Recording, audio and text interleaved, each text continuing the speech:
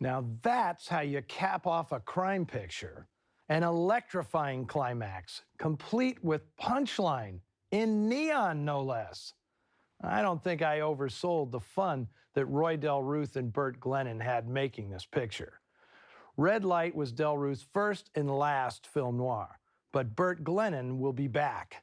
You'll see more of his remarkable camera work later this year on Noir Alley when I present the underseen and underrated Crime Wave. Now, you may have noticed in the opening titles a story credit for Donald Barry. Yes, that is Donald Red Barry, the actor best known for playing Red Ryder in the 1940 Western serial. That's how he got the nickname, Red. In addition to acting in lots of B films in the 40s and 50s, Barry wrote the original stories for 4 low-budget features.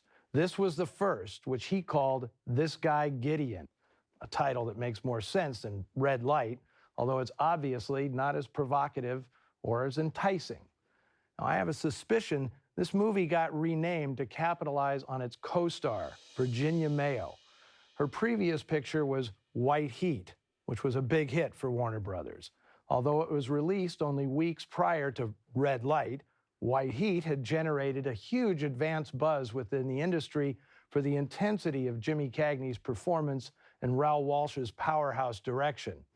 In that film, Mayo had one of her rare provocative roles as Cagney's sexy wife, who's cheating on him with gang member Steve Cochran. United Artists created posters for Red Light that made it look like she was still playing her White Heat character, taking everything Raft has. When, of course, she's quite chaste and sensible in this picture. You can't take the law into your own hands. Things aren't done that way. That depends on who's doing them.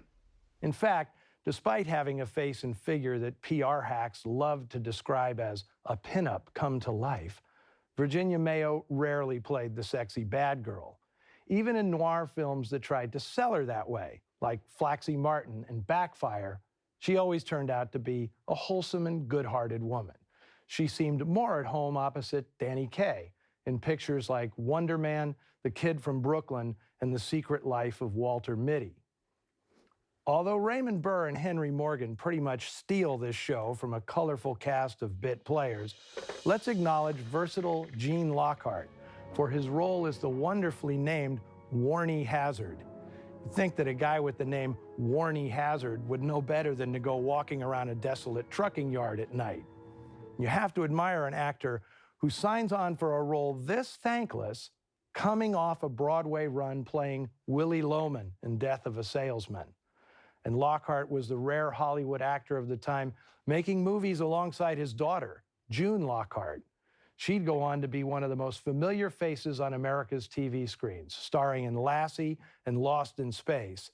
But she left a little mark in film noir as well, appearing in Bury Me Dead and T-Men, both in 1947.